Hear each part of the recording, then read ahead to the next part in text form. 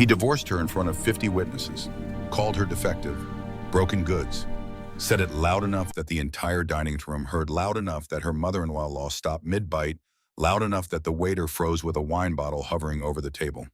"She can't give me children," Daniel Cross had said, his voice carrying that particular tone of a man who believes he's being reasonable. "What's the point of keeping her?"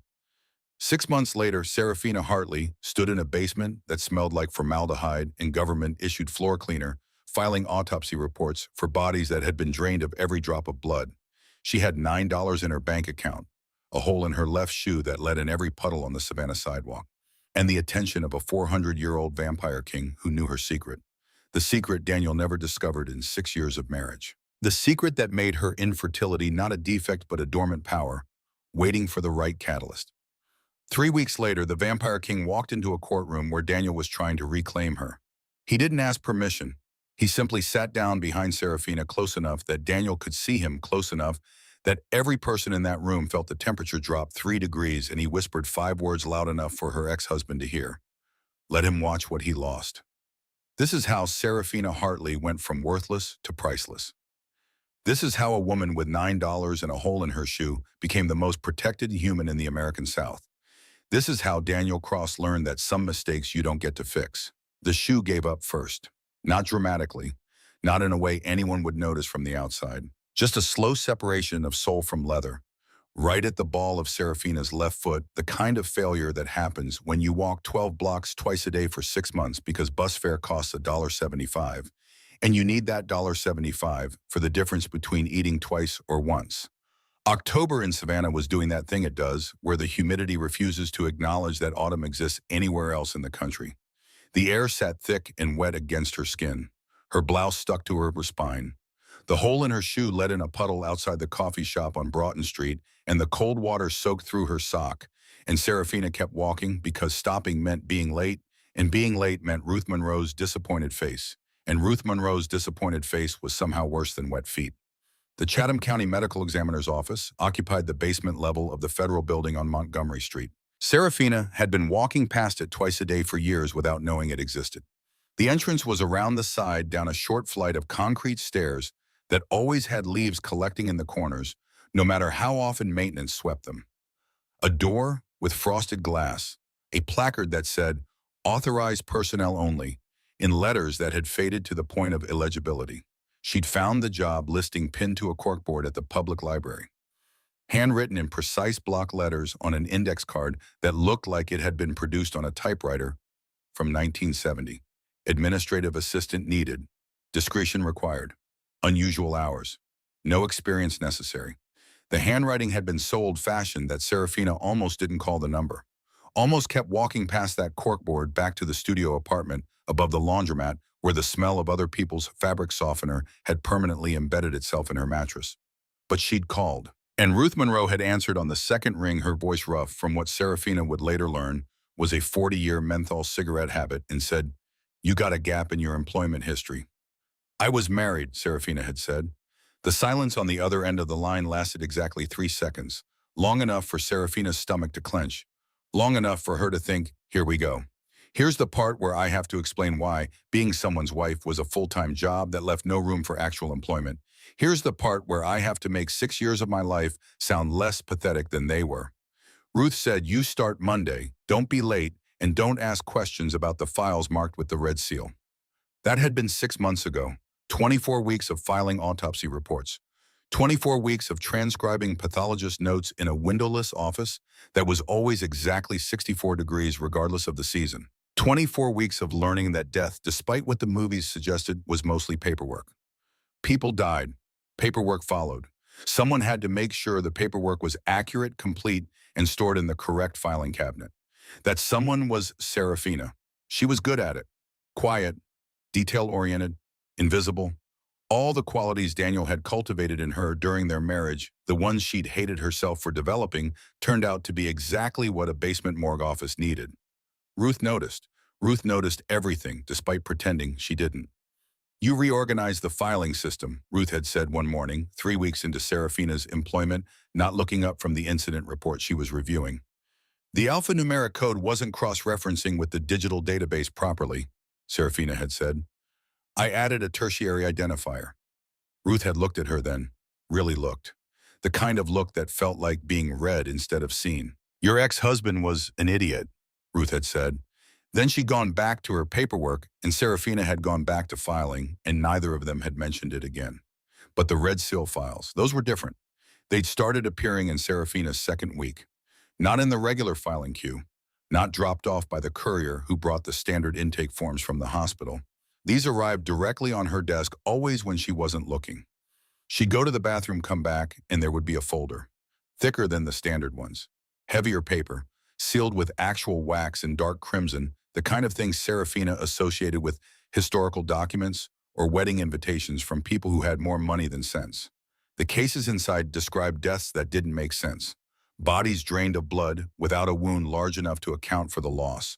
Toxicology results showing compounds that didn't exist in any pharmaceutical database Serafina could access. Corpses found with marks on their throats that the pathologist would describe in the preliminary notes, then omit entirely from the final report.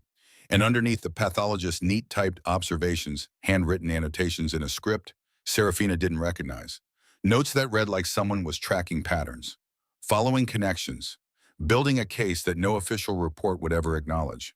Serafina filed them where Ruth told her to file them.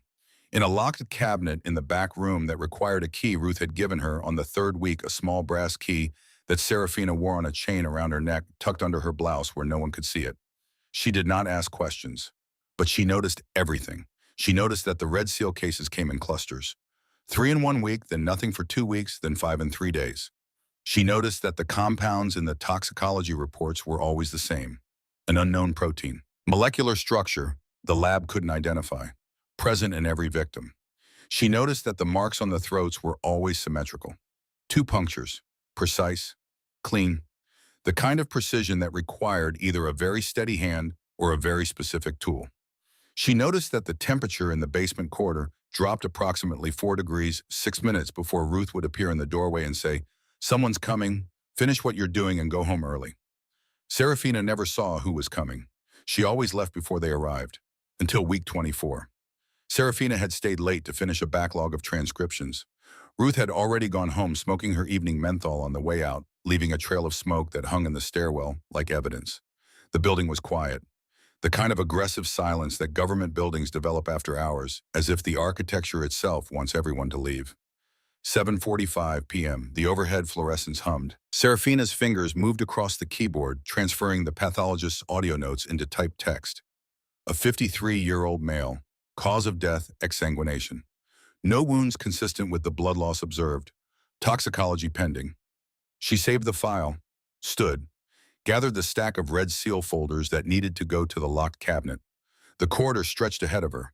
40 feet of linoleum tile, walls painted institutional beige, doors on either side, all closed, all dark. The temperature dropped, 4 degrees in 6 seconds. Serafina felt it against her skin. The sudden coolness. The way the air shifted from stale warmth to something sharper. 6 minutes early, her brain supplied. Whatever pattern Ruth had been tracking, it was 6 minutes early tonight. She should have left. Ruth's instructions had been clear. When the temperature drops, go home. But Serafina was holding 6 Red Seal folders, and the locked cabinet was at the end of the corridor, and leaving them on her desk overnight felt wrong, in a way she couldn't articulate. These were evidence. Evidence of something. Evidence that someone wanted preserved, even if no official report would acknowledge it. She walked. The fluorescent lights flickered once, steadied. Her footsteps echoed, soft rubber soles on linoleum, the sound too loud in the silence. She turned the corner. He was standing at the end of the corridor, not approaching, not arriving, simply there in a spot where no one had been standing 30 seconds earlier, as if he'd materialized out of the beige paint and fluorescent hum and government-issue floor tiles. Serafina's first thought was not that he was handsome. Her first thought was that he was wrong. Something about the way he occupied space. The proportions of him. Too still. Too composed. Like a photograph that had been inserted into reality and didn't quite match the lighting. He was tall, broad through the shoulders, narrow at the waist, dark hair cut short enough to be professional, long enough to suggest he didn't care much about professional. He wore a charcoal suit with no tie, the collar open in a way that should have looked casual, but instead looked like a predator keeping its claws sheathed. His face was the problem. Not because it was ugly, because it was too composed, too still. The kind of face that looked like it had been arranged rather than grown, every feature in deliberate proportion. And the eyes, dark gray with a cold silver rim around the iris like storm clouds backlit by the moon. Those eyes were already on her when she turned the corner, already watching, as if he'd heard her coming from 50 feet away and simply waited. The folders nearly slipped from Serafina's arms. She caught them, clutched them to her chest. Did the thing her body wanted to do least, and her brain knew she needed to do most. She stood still. "You must be the new hire," he said. His voice was not what she expected. She'd braced for something deep and resonant, the Hollywood monster voice. Instead, his voice was quiet, controlled.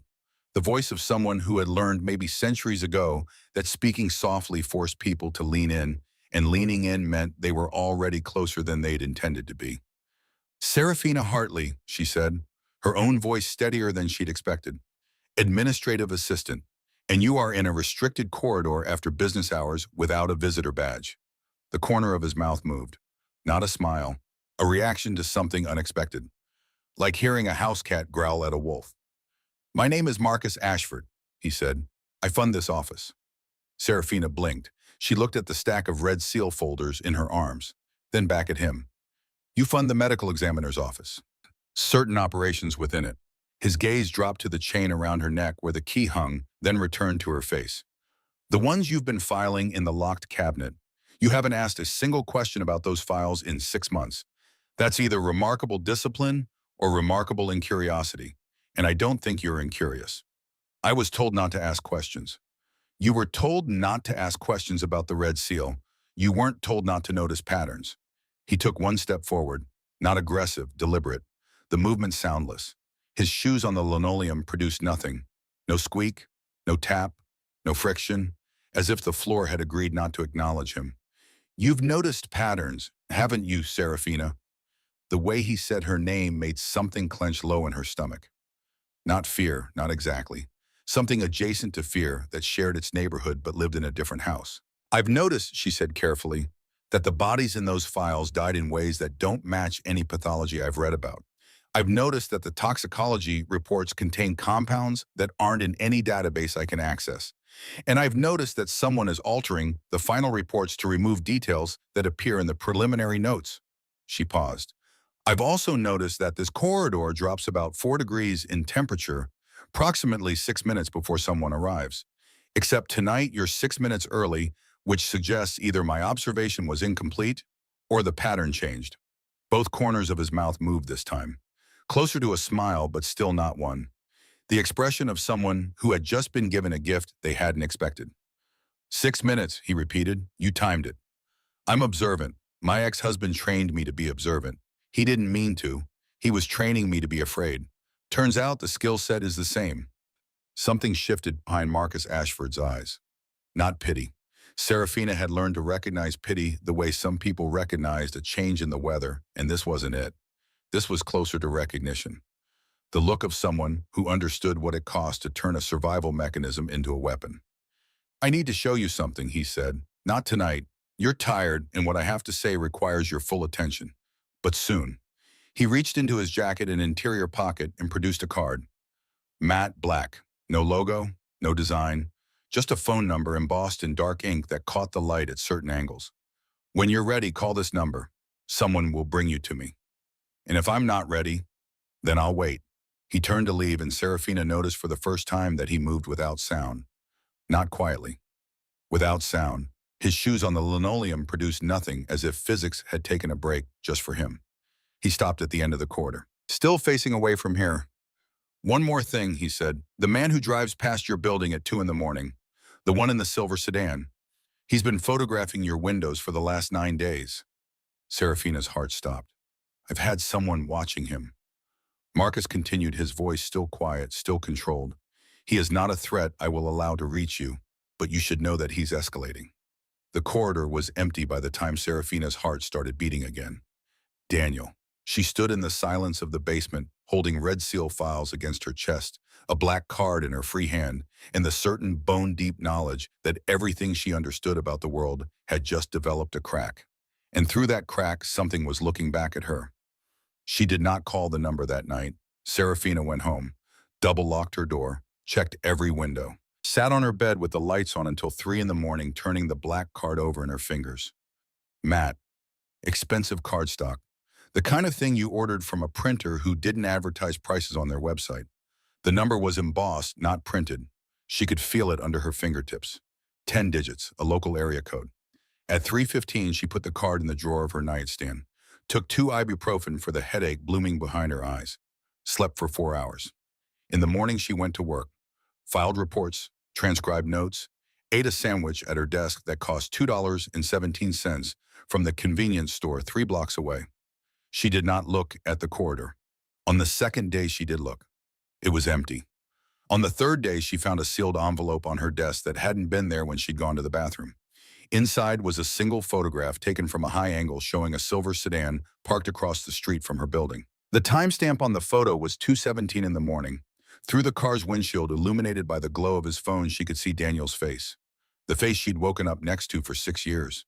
The face that smiled at dinner parties and introduced her as my wife, with the same tone someone might say, my car or my watch. The face that had decided she wasn't worth keeping. On the back of the photograph in handwriting she didn't recognize were 4 words.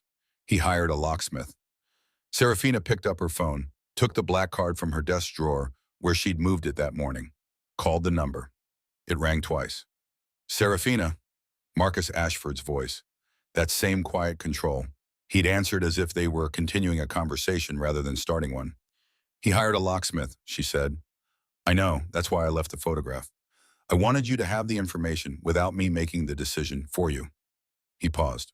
If you want to handle this through human channels, police report, upgraded locks, I'll make sure the evidence reaches the right desk.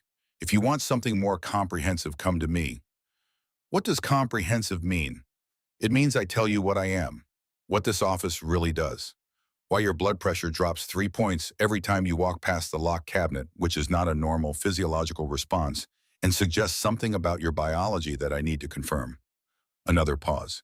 And it means I explain why a man like Daniel Cross, who should be a nuisance and nothing more, has recently been in contact with people who make him look like a parking violation. That last sentence sat in her chest like a swallowed stone. When she asked, tonight if you can, Ruth will give you the address she knows. Ruth knows. Ruth knows everything. She has for 31 years. Who do you think wrote that job listing? He hung up. Serafina stared at her phone for a long time. Then she walked to Ruth's office, knocked and said, I need the address. Ruth didn't look up from her paperwork. Took you long enough. She slid a folded piece of paper across the desk. Wear comfortable shoes, honey. It's a walk. The address led Serafina to a townhouse on East Jones Street, one of those narrow Savannah homes with wrought iron balconies and windows that had been watching the street since before the Civil War. Nothing about it suggested anything other than old money and quiet taste. No signs, no symbols, just a dark green door with a brass knocker shaped like a closed fist. Serafina knocked. The door opened, immediately pulled inward by a woman who looked about 35 with red hair, pulled back in a severe bun, and the kind of posture that suggested either military training or ballet. Miss Hartley, I'm Vivian. Follow me, please. The interior of the townhouse was warm in a way that surprised Serafina. She'd expected something cold, something gothic. Instead, she found hardwood floors, bookshelves, lamps with warm bulbs and the smell of coffee. Real fresh coffee, not the institutional sludge from the office machine. Vivian led her down a hallway through a kitchen that was fully stocked and clearly used and into a sitting room at the back of the house. Marcus Ashford sat in a leather armchair with a glass of something dark red in his hand. He stood when she entered. It was a small gesture, standing when a woman enters a room, the kind of thing her grandmother would have appreciated. And it struck Serafina that the gesture felt practiced in the way of someone who had been doing it for a very long time. Not habit learned in childhood, habit calcified over decades, maybe longer. Sit, please. He gestured to the chair across from him. There's coffee if you want it, or something stronger. Coffee. Vivian disappeared. She returned with a cup that was perfect. The right temperature, the right amount of cream. Serafina wondered briefly if that was a coincidence or if someone had been paying attention to how she took it at the office. The second option should have unsettled her more than it did. You said you'd tell me what you are, Serafina said. Marcus set down his glass.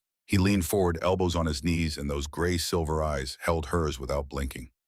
I'm going to tell you a word, he said, and I want you to notice your own reaction. Not what you think the reaction should be, what it actually is. Okay. Vampire. Serafina's reaction was not what she expected. No spike of fear, no surge of adrenaline, no instinctive recoil. Instead, something settled, like a puzzle piece dropping into a space she'd been staring at for 6 months without realizing it was empty. The temperature drops, the soundless movement, the drained bodies in the files, the red seal. The fact that Ruth, who chain-smoked menthols and ran an office next to a morgue, had been keeping secrets for 31 years. Okay, Serafina said. Marcus waited. He seemed to be waiting for more. The scream maybe, the bolt for the door, the accusations of insanity. I've been filing autopsy reports on exsanguinated bodies for 6 months, Serafina continued. I've watched you appear and disappear in a corridor with no exits. You don't breathe unless you're talking. Your skin doesn't change temperature despite being in a building with inconsistent heating. And Ruth put me in this job on purpose, which means this was always where I was going to end up. She took a sip of coffee. Perfect temperature. Perfect cream ratio. The question isn't whether I believe you, she said. The question is why you're telling me. And there it was, the thing that made Marcus Ashford's composure slip for the first time since she'd met him. Not a crack. More like a window opening in a wall she hadn't realized was sealed. Something behind his eyes surfaced, raw and startled and almost young, as if the centuries hadn't quite extinguished the capacity for surprise. Because you're in danger, he said. The rawness stayed in his voice despite his obvious effort to push it back under. And because the danger you're in is my fault. Serafina set down her coffee. Explain. Marcus stood. He walked to the window, looked out at the darkening street, spoke to the glass. 43 years ago, I made a mistake. I let a human woman get close to me. Not romantically, although people gossiped otherwise. She was a researcher, a forensic pathologist named Dr. Margot Hartley. The room went very quiet, not the artificial silence of a government basement, the living silence of a space holding its breath. She worked in the same medical examiner's office where you work now, Marcus continued. She was brilliant, and she was the first human in decades who figured out what the Red Seal cases actually were. He paused. Your mother's name is Catherine. Catherine Hartley née Robichaud. Margot was your grandmother. My grandmother died when I was 4, Serafina said. Her voice sounded distant to her own ears. My mother told me she had a heart attack. Your grandmother died because I failed to protect her. Marcus turned from the window. His face held the particular stillness of someone delivering a confession they'd been carrying for decades. She discovered that a rogue faction operating in the Savannah area was feeding on humans indiscriminately, violating every agreement that keeps our existence viable. She confronted me. She demanded I act. I told her to stay out of it, that it was vampire business, that I would handle it in my own time. His jaw tightened. She didn't stay out of it. She gathered evidence, documented the kills, identified the rogues. She was going to go public. Not about vampires, she wasn't that reckless, but about the pattern of deaths, the cover-ups, the failures in the medical examiner's reporting. And the rogues found out before I could stop them. He met her eyes. They made her death look like a heart attack. It wasn't. And I have spent 43 years making sure that what happened to her could never happen to someone in that office again. The job listing was mine. The Red Seal system was mine. Ruth was mine. He paused again. The weight of the next sentence showed in the way his shoulders dropped a fraction of an inch. I put you in that office, Serafina. Not directly. I didn't know you existed until 6 months ago. But the listing was designed to attract a very specific kind of person. Someone careful. Someone quiet. Someone who would notice the patterns and have the discipline not to pursue them until I was ready to explain. When your application came in, Ruth called me. She recognized your last name. Serafina's hands were steady around her coffee cup, which surprised her because the inside of her chest felt like it was being disassembled brick by brick. You put me in that job because of my grandmother. I put you in that job because the rogue faction that killed your grandmother is active again. More active than they've been in decades. And 3 weeks ago, they identified you. Me, why? Because your grandmother's research didn't die with her. She left documentation. Detailed, meticulous damning. It's been hidden for 43 years in a place only her bloodline can access. I don't know where. I've spent 4 decades trying to find it. The rogues have spent 4 decades trying to find it. He moved closer. Not threatening, deliberate. And now you're here. And your ex-husband, who is a petty, controlling man with no connection to the supernatural world whatsoever, has been in contact with people who are very much connected. Not because he knows what they are, because they approached him. Because they know that the fastest way to get to a woman who's been conditioned to respond to pressure is to use the person who conditioned her. The stone that had been sitting in Serafina's chest since Marcus mentioned Daniel on the phone grew heavier. Daniel is working with vampires. Daniel is being used by vampires. There's a difference, though the result for you is the same. They feed him resources, legal connections, private investigators. He thinks he's found wealthy backers who sympathize with his situation. What he's actually found is a faction that needs him to keep you destabilized, monitored, and eventually accessible. Serafina stood. She crossed the room to the window where Marcus had been standing, looked out at Jones Street. A couple walked past under the live oaks, laughing about something completely unaware that 20 feet away a woman was learning that her grandmother had been murdered by monsters, and her ex-husband was being puppeted by the same breed of monster 43 years later. "What do you want from me?" she asked. "I want to protect you. I owe your family that. I failed Margot, and the debt doesn't expire."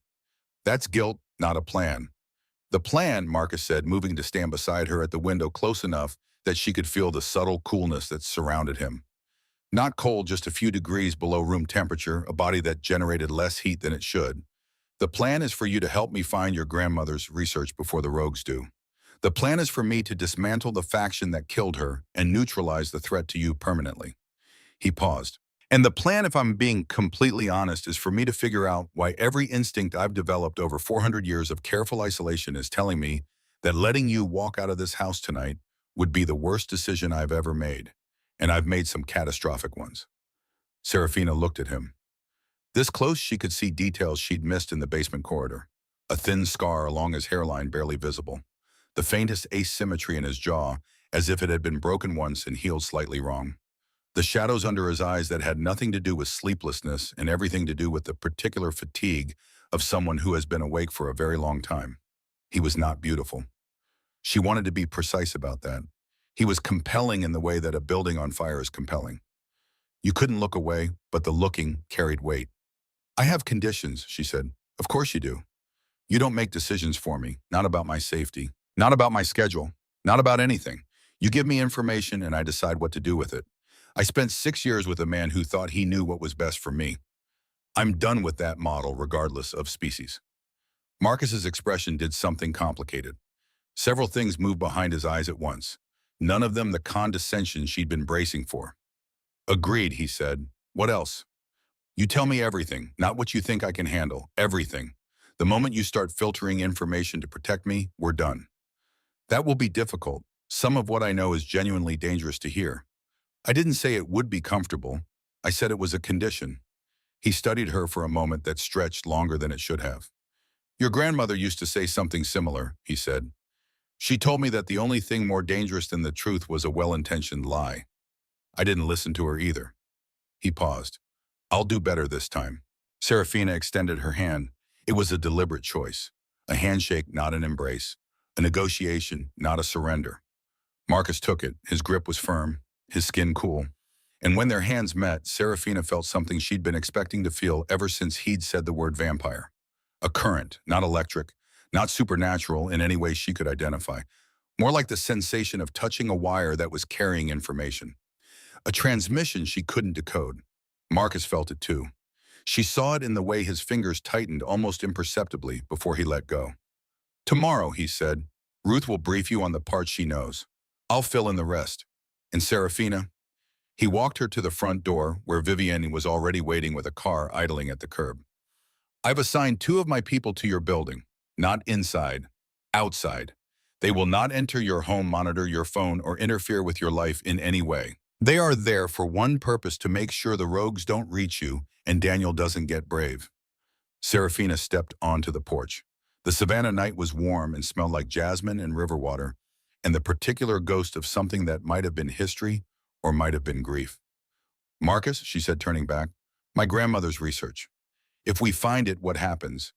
If we find it, I have what I need to bring the rogue faction before the court of the Southern Reach. My court, where I hold authority and they hold nothing. I destroy them legally permanently, and the threat to you ends. And if we don't find it, his expression darkened, then I destroy them the other way. And the threat to you still ends. I just prefer the version with less blood. He closed the door. Serafina got in the car. Vivian drove her home in silence, walked her to her building entrance, and said exactly one sentence before leaving. He hasn't slept in 11 days. Since your application came across Ruth's desk, just so you know the weight of what you're carrying. Serafina climbed the stairs to her apartment, checked the locks, sat on her bed, and for the first time in 6 months, she did not think about Daniel.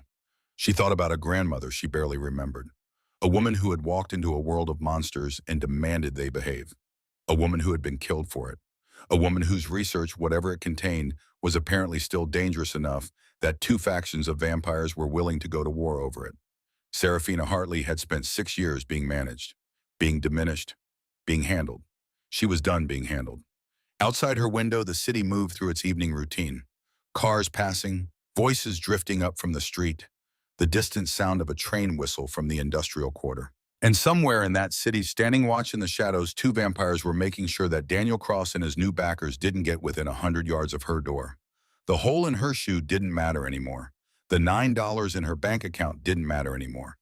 What mattered was that a 400-year-old vampire king with gray silver eyes and a 43-year-old debt had just made her a promise.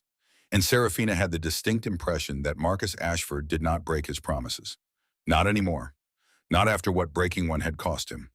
The coffee in Ruth Monroe's office was the same institutional sludge that had been coming out of the same machine for what Serafina suspected was longer than she'd been alive. Ruth drank it anyway. Black. No sugar. Like penance. 2 weeks had passed since the townhouse on East Jones Street. 2 weeks of working side by side with Ruth, filing the same reports, maintaining the same careful silence about the Red Seal files. But something had shifted. The silence felt different now. Less like secrecy and more like preparation. Ruth lit a menthol at her desk despite the no-smoking signs on every wall, cracked the window exactly 2 inches, the precise margin she'd negotiated with a building maintenance 15 years ago. Your grandmother was a pain in my ass, Ruth said, exhaling a thin stream of smoke through the window gap. Serafina said nothing, waited. Brilliant woman, absolutely fearless. And she had the irritating habit of being right about things nobody wanted to hear. Ruth stubbed out the cigarette with the efficiency of long practice, looked at Serafina with those sharp eyes that missed nothing. I was her assistant, same job you have now, different decade. Margot trained me. She's the one who set up the Red Seal system. Before her, the anomalous cases just disappeared. Coroners destroyed the files. Police departments buried them. Families were paid off. Margot put the system in place to preserve the evidence, even if no one was ready to act on it. And Marcus funded it. Marcus has funded this office since 1897. Different names, obviously. Different faces in the community. But always the same operation, his territory, his responsibility. Ruth pulled another cigarette from the pack but didn't light it, just held it. The man takes his obligations seriously. Maybe too seriously. Serafina filed that observation away for later. What do you know about the research my grandmother hid? Ruth's expression changed, not dramatically, a tightening around the eyes, a slight flattening of the mouth, the face of a woman deciding how much truth to dispense. I know she spent the last 3 years of her life documenting something she called the ledger. Not a physical book, a compiled record, evidence testimony, forensic analysis, genetic profiles. Everything she'd gathered about rogue vampire activity in the Southeast. Names, locations, feeding patterns, financial networks. Ruth finally lit the second cigarette. She told me once that if the ledger ever reached the right hands, it would be enough to dismantle the entire rogue infrastructure, not just in Savannah, across the whole southern reach. And she hid it. She hid it because the night before she planned to deliver it to Marcus, someone in his inner circle betrayed her location to the rogues. She never told me who. She just showed up at my apartment at 4 in the morning, calm as a corpse, and told me that the ledger was safe, that only her blood could find it, and that if anything happened to her, I should make sure the office kept running until someone with her blood walked through the door. Yeah, Ruth looked at Serafina with an expression that contained 31 years of patience and grief. I've been waiting for you, honey. Not you specifically. I didn't know Margot had a granddaughter until your application landed on my desk.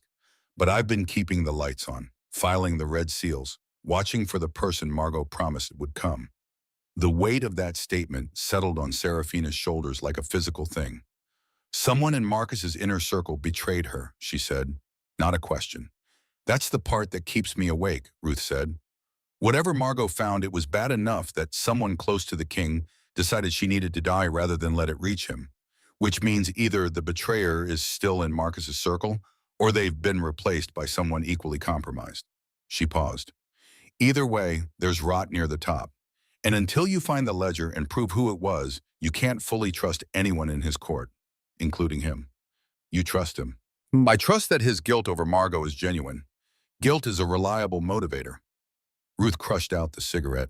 But guilt and competence are different currencies. And the man has a blind spot the size of Texas when it comes to the people closest to him. He sees loyalty because he wants to see loyalty. Margot saw the truth. That's what got her killed. Marcus picked her up at 7, not in something flashy, a dark blue sedan that could have belonged to anyone. He drove at exactly the speed limit with both hands on the wheel, like someone who had learned to drive from a manual rather than from instinct. You drive, Serafina said. She'd half expected him to materialize on Whitaker Street the way he materialized in basement corridors. I've been driving since cars were invented. Seemed wasteful not to learn. He glanced at her. Disappointed. Surprise. The soundless corridor thing made me think you preferred drama. The corridor thing isn't drama, it's efficiency. Why make noise if you don't have to? They drove through evening Savannah, the city doing its golden hour routine, light slanting through live oaks, shadows long and soft, tourists on ghost tours gathering at street corners, listening to guides spin stories about hauntings and history, completely unaware that something far stranger than ghosts was driving past them in a sensible sedan. 27 Whitaker Street was a 2-story wooden frame painted pale yellow with green shutters. A porch light burned. The garden was overgrown in the artful way of someone who preferred wildness to order.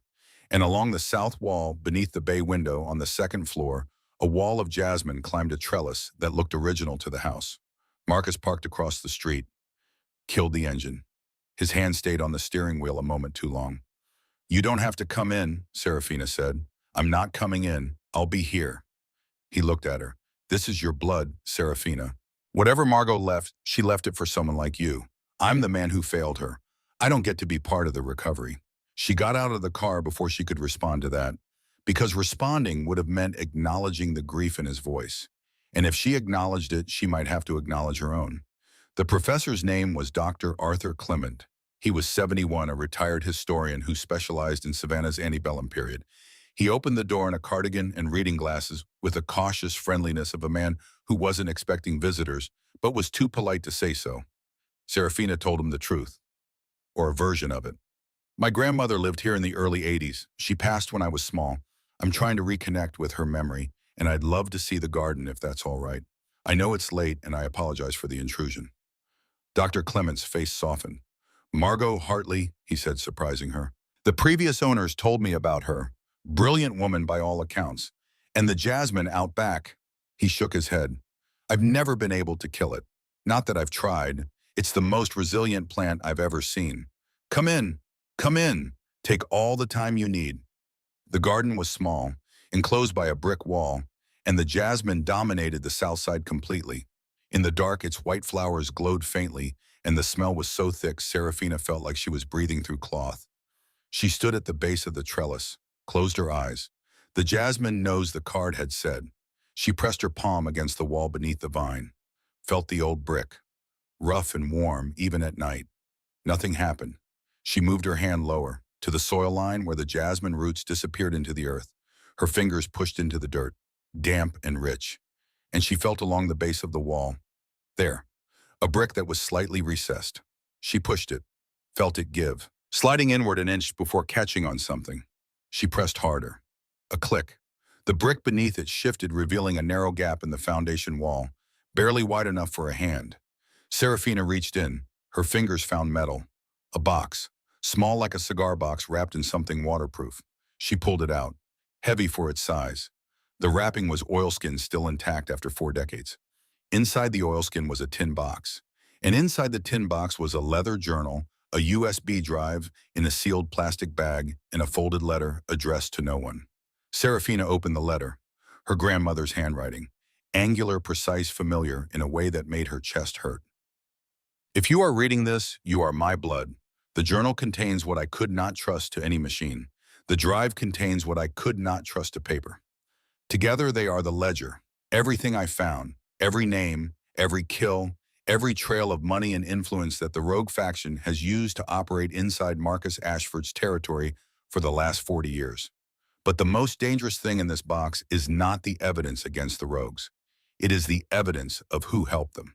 Marcus's court has a fracture, and it runs deeper than he knows. The person who sold my location to the rogues the night I died was someone he trusted absolutely. I could not prove it in time. The proof is in the ledger. Use it carefully. And if Marcus Ashford is standing next to you when you read this, which knowing him, he probably is, tell him, I said 3 things. 1, I forgive him. 2, I told him so. 3, the person who betrayed me did it out of love for him, which makes it worse, not better. Be careful, little one. The truth is heavy, but you come from women who carry heavy things. No, Serafina read the letter twice. Then she walked back through the house, thanked Dr. Clement, and got into the car where Marcus was waiting with the rigid stillness of someone holding himself together through sheer discipline. She handed him the letter. He read it under the dome light. She watched his face. The composure held. The composure held. And then on the 3rd line it didn't. He turned his face away from her.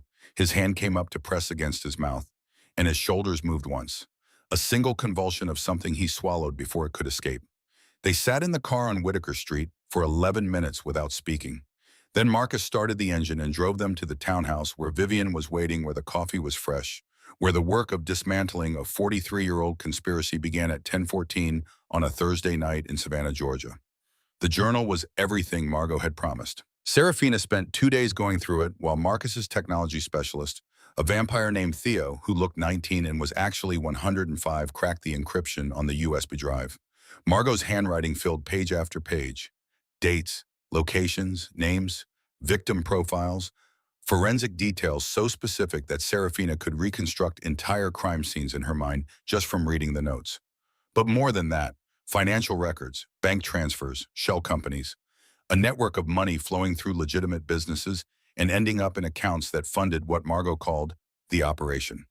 The operation was human trafficking, not in the modern sense, in a sense far older and far worse. Humans bred specifically to have genetic markers that made them compatible with vampire physiology. Raised in isolation, sold to the highest bidder, used until they broke, disposed of when they were no longer useful. The rogue faction wasn't rogue at all, it was a business. And it had been running in the American South for over a century, funded and protected by someone with enough power to keep it invisible. The name in the ledger made Marcus go very still. Vivian Kane, not the current Vivian, her predecessor, a vampire named Vivienne Laurent, who had served Marcus's court for 170 years before dying in what the official records called a territorial dispute with a rival court. Except the ledger said otherwise. The ledger said Vivienne Laurent had been running the trafficking operation, that she'd been skimming resources from Marcus's territory to fund it, that she'd been providing cover for decades while performing loyalty in the king's presence, and that when Margot discovered it, Vivian had sold Margot's location to the rogues rather than let the evidence reach Marcus. Marcus read the evidence, read it again, asked Theo to verify the digital records independently. Theo verified them. Then Marcus sat in his chair in the sitting room on Jones Street and didn't move for 2 hours. Serafina sat with him. She didn't speak, didn't offer comfort or platitudes or any of the soft, meaningless things people say when the ground opens up under someone they care about. She just sat there, because that was what she'd wished someone had done for her during the worst nights of her marriage. Just been present without trying to fix it.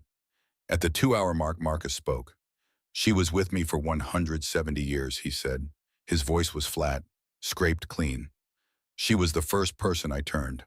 I found her in a field hospital during the Napoleonic Wars, dying of a wound no surgeon could close.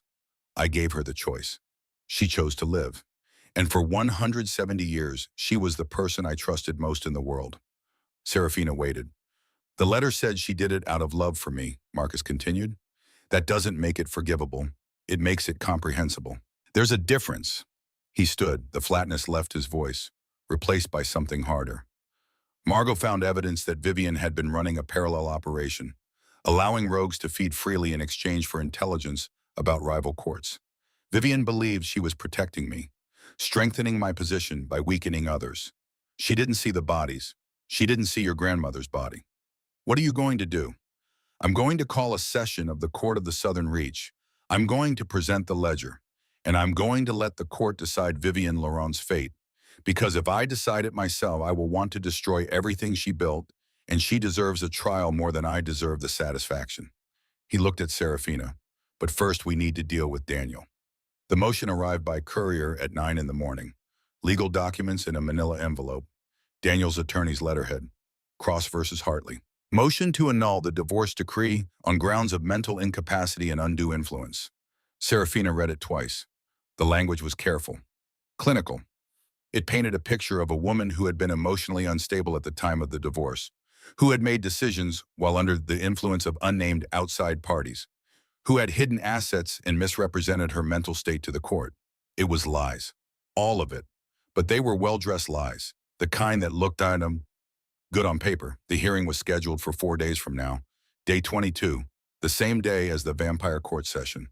Serafina set the documents down on Marcus's dining table where the ledger was still spread out. Journal pages, printouts from the USB drive, a 43-year-old map of corruption laid bare. He's escalating, she said. Marcus picked up the motion, read it. His jaw tightened in a way that would have been invisible to someone who hadn't been watching him for 2 weeks. He's being pushed, Marcus said. The rogues know we have the ledger. They know what it contains. And they know that if I present it to the court, their entire operation collapses. Daniel is their pressure point. They're using him to destabilize you, to distract me, to buy themselves time. Will it work? Not even slightly. Marcus set down the motion. But we're going to give them what they think they want. We're going to let Daniel think he's winning, and then we're going to take everything from him in the most public way possible. Serafina looked at him. What are you planning? Tomorrow night, the Savannah Memorial Hospital Charity Gala. Daniel will be there. He's on the board, and he'll have his new fiancée with him, a woman named Charlotte something, 24 years old, trust fund, no idea what she's walked into. Marcus's eyes held something cold and precise. I'm going to walk into that gala in front of 200 of Savannah's elite, and I'm going to make it very clear who you belong to. Not because you're property, because you're protected. And because I want Daniel to spend the next 4 days knowing exactly what's coming for him in that courtroom. You're going to claim me publicly. Only if you agree. This is your decision, Serafina, not mine. I can destroy Daniel a dozen different ways. But if you want the satisfaction of watching him lose everything in front of everyone who matters to him, then you need to be there. And you need to let me make it obvious that you are not alone, that you are not unprotected, that you are in fact the single most valuable thing in my 400-year existence. The room was very quiet. He told everyone I was worthless, Serafina said, her voice steady, that keeping me served no purpose. I want them to see how wrong he was. Marcus crossed the room, stopped in front of her, close enough that she could feel the coolness that surrounded him, that constant few degrees below room temperature. Then we'll make sure they know, he said quietly, all of them. The dress was dark green, emerald actually, the color of old money and quiet power. It fit her like it had been made for her, which it probably had been, because when Serafina had asked where it came from, Vivian had just smiled and said, Marcus has excellent taste. Vivian had also done something to Serafina's hair, not styled it into submission, just encouraged it. The result was softer than Serafina was used to, more intentional. You look like someone who belongs exactly where she's going, Vivian said, stepping back to assess her work. Serafina looked at herself in the mirror. The woman looking back was not the woman who had walked 12 blocks with a hole in her shoe 6 months ago. But she wasn't someone else either. She was sharper, more focused, like a photograph finally coming into clarity. He hasn't stopped thinking about you for 2 weeks, Vivian said quietly. I've known Marcus for a very long time. I've never seen him like this. Like what? Hopeful.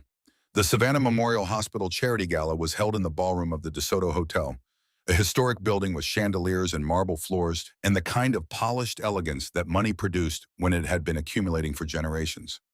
200 people filled the space, doctors and donors, board members and their spouses, everyone dressed in their best, everyone performing the careful dance of Southern society where the smiles were wide and the knees were hidden. Daniel was easy to spot. He stood near the bar with a woman who had to be Charlotte, young, blonde, wearing a dress that cost more than Serafina used to make in a month. She was laughing at something Daniel had said, her hand on his arm, completely unaware that the man next to her had destroyed his previous marriage through systematic isolation and control. Daniel saw Serafina the moment she entered. His face did something complicated. Surprise, then recognition, then calculation. The same expression he'd worn when he was deciding whether one of her friendships needed to be managed. Serafina held his gaze, didn't look away, didn't smile, just stood there in her emerald dress and let him see that she existed, that she was here, that she had not disappeared into the poverty and shame he'd tried to bury her in. Then Marcus walked in. The room didn't go silent. That only happened in movies.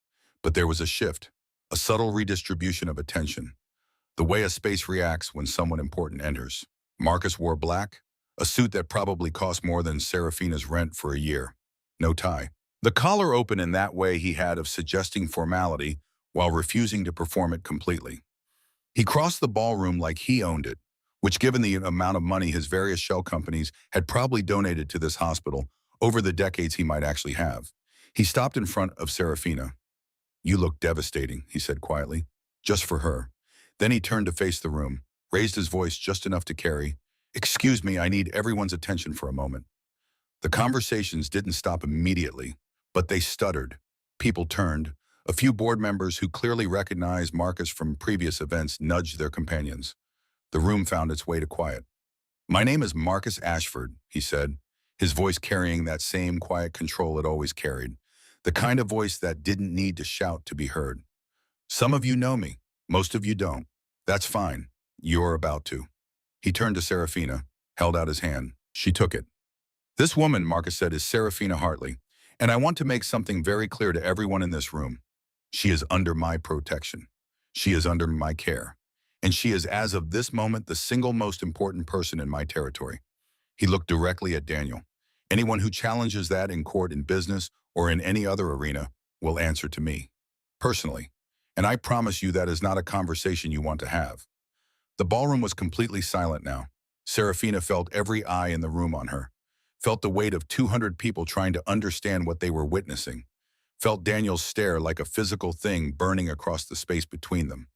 Marcus's hand tightened on hers, just slightly, a reassurance. "Carry on," Marcus said to the room. "Enjoy your evening." And just like that, the noise returned, conversations resuming, the careful social machinery grinding back into motion. But everything had changed. Serafina saw it in the way people looked at her now. Not with pity, not with curiosity, with something closer to respect. Or maybe caution. The kind of attention you give to someone who has just been marked as untouchable. Daniel was still staring.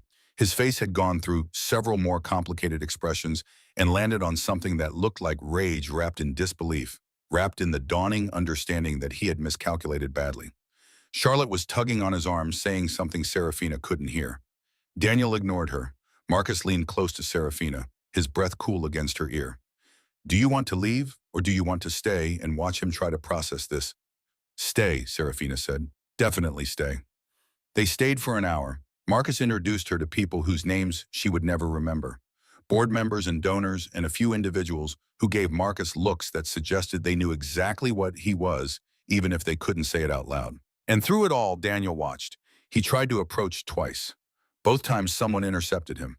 A board member with a question, a waiter with a tray of champagne. Marcus's timing was too perfect for it to be coincidence. When they finally left, walking out through the De Soto's grand entrance to where Vivian was waiting with the car, Serafina looked back once. Daniel stood in the doorway of the ballroom, alone.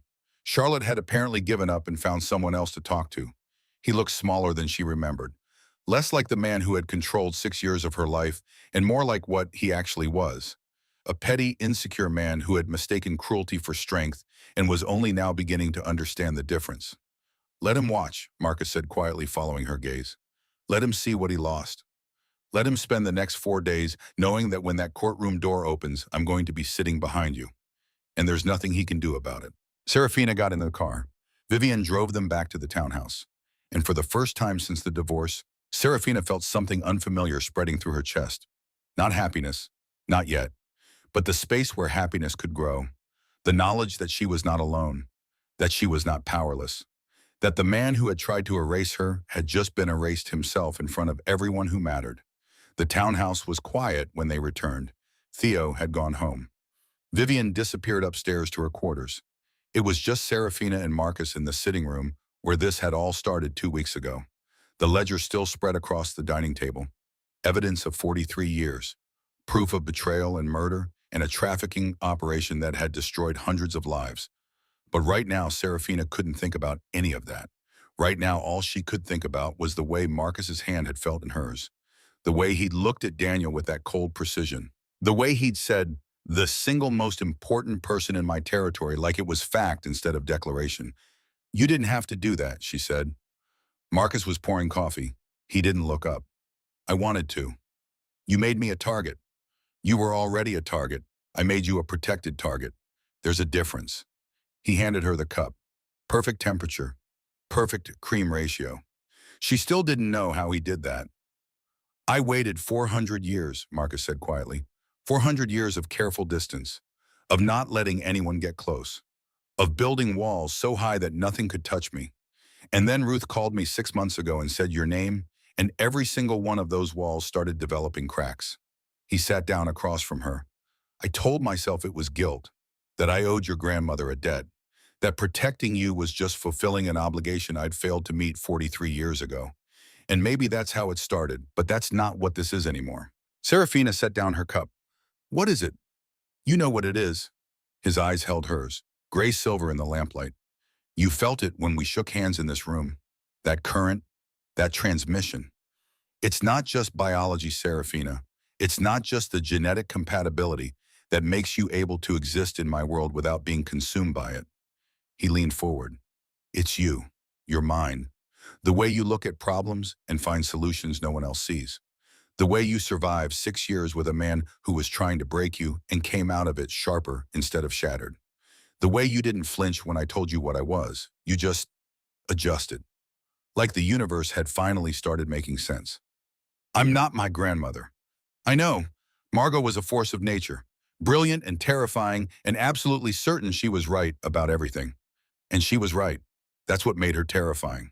He paused. "You're different. You question. You weigh evidence. You don't assume you have all the answers. And that makes you more dangerous than she ever was, because you'll see things she would have missed." Serafina stood, crossed to the window, looked out at Jones Street where 2 weeks ago she'd stood in this exact spot and made a deal with a vampire king. "Daniel files that motion in 4 days, she said. "The vampire court session is the same day." "I know. If we go to the vampire court, we might not make it to the human one." "We'll make it. I'll make sure of it." She turned to face him. "Why does this matter so much to you, the human court? You could destroy Daniel 100 different ways. You could make him disappear. Make him leave Savannah. Make him understand that he's lost without ever setting foot in a courtroom." Marcus stood, walked to where she was standing, close enough that she could feel the temperature differential. Could see the exact moment his breath misted slightly in the warm air because his lungs were degrees cooler than they should be. "Because you deserve to watch him lose the same way he made you feel like you'd lost," Marcus said. "You deserve to sit in that courtroom with me behind you and watch the judge tell him that he was wrong, that the annulment is denied, that you were never mentally incompetent or under undue influence, that you were simply smart enough to leave a man who didn't deserve you." He reached out, hesitated, then touched her face, his fingers cool against her cheek. "I can give you a lot of things, Serafina. Protection, resources, a place in my world that no one can challenge. But I can't give you the vindication of watching the human legal system tell Daniel Cross that he's a failure. Only you can give yourself that, and I want to be there when it happens." Serafina's heart was doing something complicated in her chest, something that felt like it was expanding and contracting at the same time. "You haven't slept in 11 days, she said. "Vivian had told me." "Vivian talks too much." "Do you sleep?" "Sometimes, when I feel safe. I haven't felt safe in a very long time. Because of what happened to my grandmother. Because of a lot of things. Your grandmother. The people I've lost. The mistakes I've made. The century after century of watching humans I cared about age and die while I stayed the same. It's easier not to get close. Easier not to sleep. Easier not to feel safe." He dropped his hand, started to step back. Serafina caught his wrist. "Stay," she said. Marcus went very still. Serafina, I'm not asking you to sleep. I'm asking you to stay. Right here, in this room. Because I don't want to go back to my apartment tonight and sit in the dark wondering if Daniel is going to do something stupid. And I don't want to be alone. I can have Vivian. I don't want Vivian. I want you. The silence stretched between them, long enough for Serafina to hear her own heartbeat, long enough to wonder if she'd miscalculated, if the current she'd felt the transmission had been one-sided after all. Then Marcus said very quietly, "Okay." They sat in the sitting room, not touching, just occupying the same space. Serafina in the armchair where she'd first sat 2 weeks ago. Marcus on the sofa, his long frame arranged with the particular stillnesses of someone who had learned to be motionless for hours at a time. She didn't know when she fell asleep, but when she woke up, dawn light was coming through the windows and someone had draped a blanket over her. And Marcus was still there, still sitting on the sofa, still watching over her, still keeping her safe. The morning brought news that the vampire court session had been moved up. Day 20, tomorrow. The rogues were escalating. They knew the ledger existed. They knew what it contained. And they were trying to force Marcus's hand before he could present it properly. They want chaos, Marcus said, reading the summons that had been delivered by courier. They think if they move fast enough, I won't have time to prepare. They're wrong. Serafina looked at the calendar. The human court is day 22. If the vampire session is tomorrow, we have 1 day between. Less than that, the session will go late. These things always do, especially when there's a challenge to someone's authority. Marcus set down the summons. But we'll make it.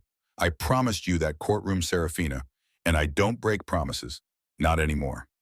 Theo arrived with the final analysis from the USB drive. More evidence, more names, a complete map of the trafficking operation stretching back 140 years, and woven throughout it the name Vivian Laurent.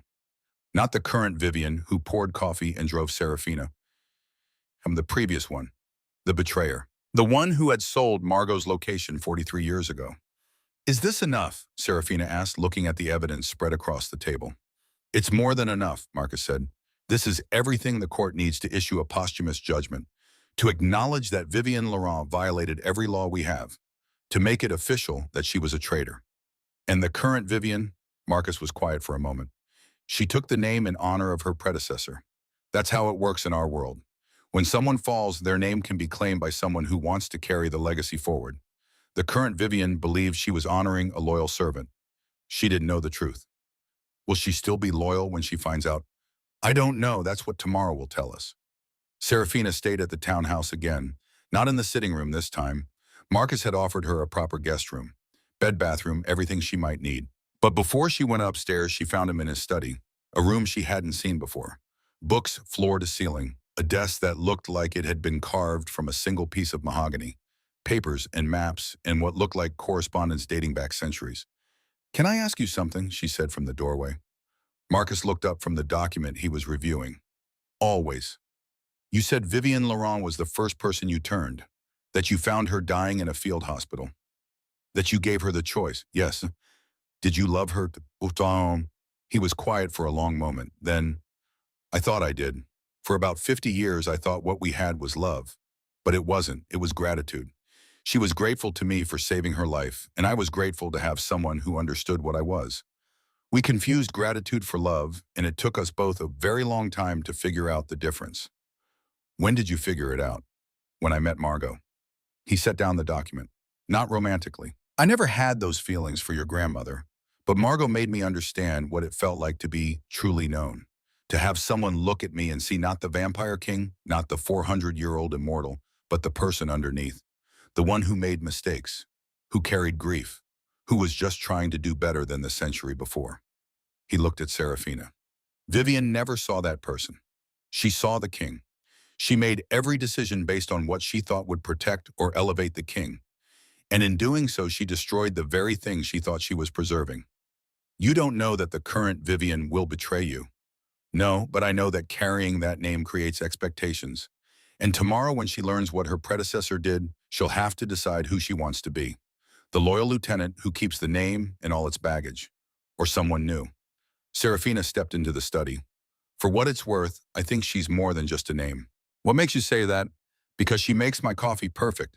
And that level of attention to detail doesn't come from performing loyalty. It comes from actually caring. Marcus smiled, small, real, the first genuine smile Serafina had seen on his face. "You're going to be terrifying when you fully understand the power you have," he said. "What power? The power to make a 400-year-old vampire believe in hope again." He stood, crossed to where she was standing, and for the second time he reached out and touched her face, cool fingers against her skin. "Whatever happens tomorrow," he said quietly, "whatever the court decides, whatever chaos the rogues try to create, I want you to know that I don't regret this, any of it, meeting you, telling you the truth, standing beside you in that ballroom. I don't regret it, even if it costs you, especially if it costs me, because that's how I know it's real." He dropped his hand, started to step back. And this time Serafina didn't just catch his wrist, she kissed him. It wasn't gentle, it wasn't soft. It was 6 months of rage and grief and the sudden, overwhelming relief of being seen, of being known, of being valued instead of managed. Marcus made a sound, surprise maybe, or surrender. Then his hands were in her hair, and he was kissing her back like a man who had been waiting 400 years for permission to want something for himself. When they finally broke apart, both breathing harder than they should have been, Marcus rested his forehead against hers. "I told myself I wouldn't do that," he said. "I told myself it wouldn't be fair to you. That you just escaped one man who tried to control you, and the last thing you needed was another one making decisions about what you wanted." "I'm making this decision," Serafina said. "Me. No one else. I'm choosing this." "You're sure?" "I've never been more sure of anything in my life." He kissed her again, softer this time, like he was memorizing the shape of her mouth, the taste of her, the warmth of her skin against his coolness. When they finally pulled apart for the second time, Marcus said, "The court session is in 14 hours. "I know. After that, the human courtroom." "I know that too. And between now and then, Daniel is going to try something. The rogues are going to push him. They're running out of time and desperate people do stupid things. Let them try." Serafina stepped back, put distance between them before the pull got too strong to resist. "I'm not afraid anymore. I have the ledger. I have you. And in 48 hours, I'm going to watch Daniel Cross learn exactly what he lost when he decided I was worthless." She turned to leave. "Serafina," Marcus said. She looked back. "Thank you." "For what?" "For choosing this, for choosing me, for being brave enough to walk into a world that should terrify you and deciding it's worth it anyway."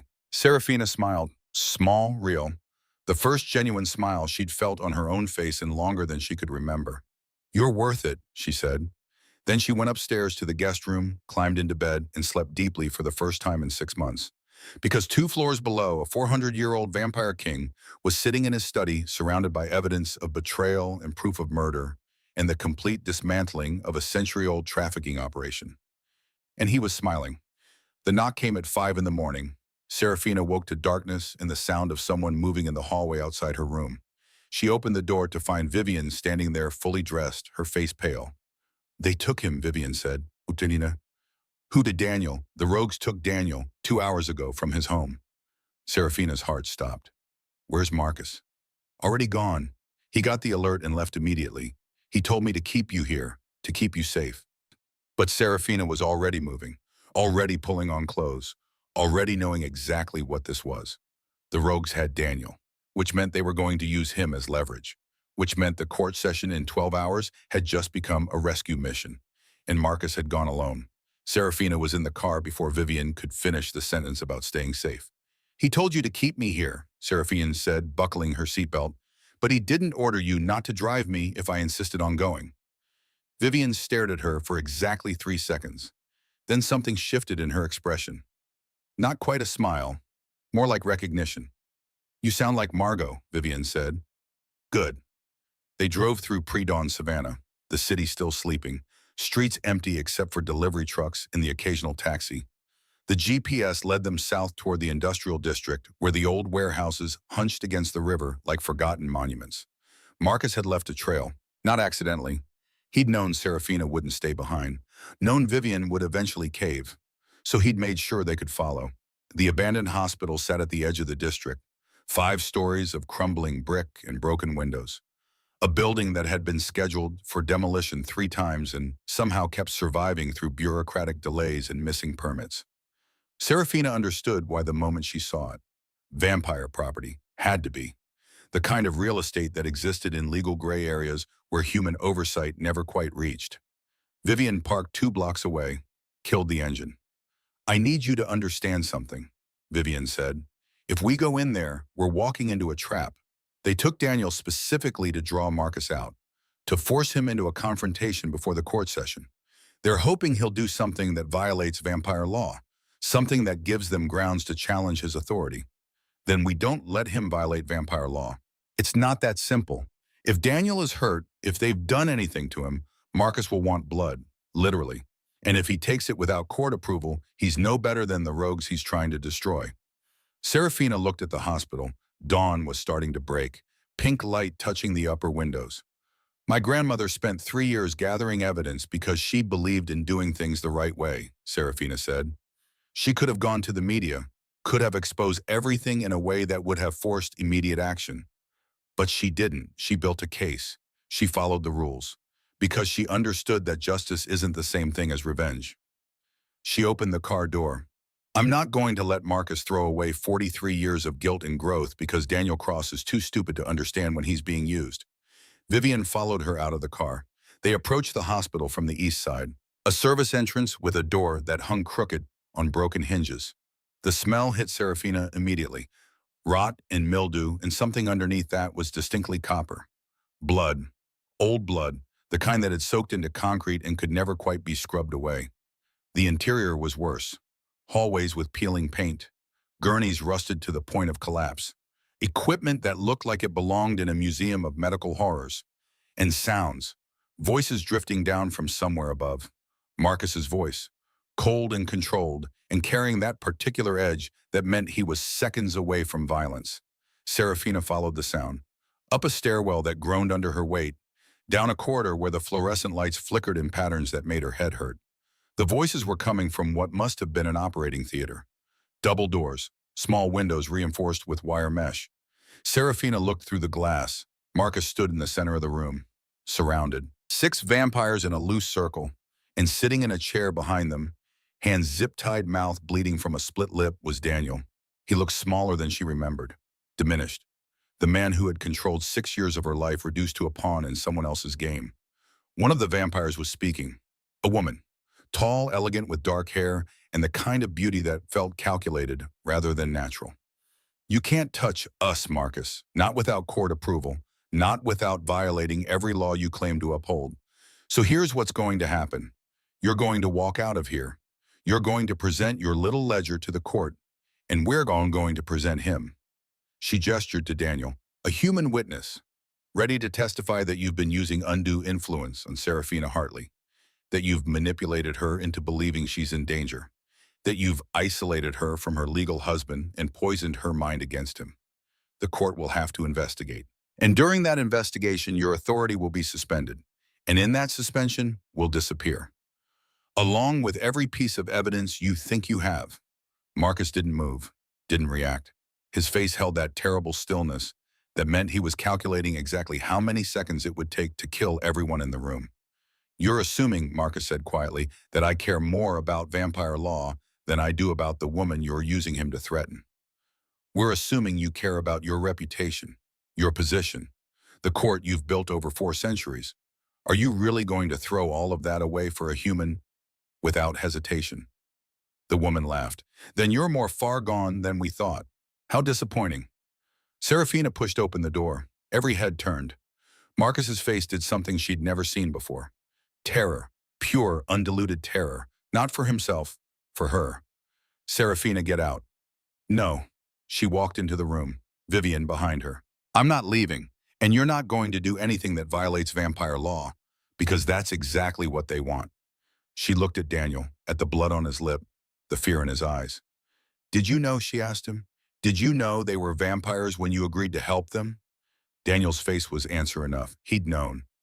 Maybe not at first, but somewhere along the way someone had told him the truth, and he'd kept going anyway.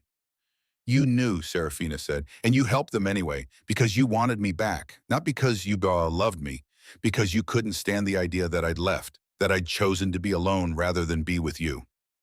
They said they'd give me everything, Daniel said, his voice shaking. Money, power. They said I could have you back, that we could start over, that that I was property you'd misplaced, Serafina finished. That's all I ever was to you, wasn't it? A thing you owned. And when I left, it wasn't heartbreak you felt. It was the anger of someone who'd had something stolen. She turned to the dark-haired vampire. You made a mistake, Serafina said.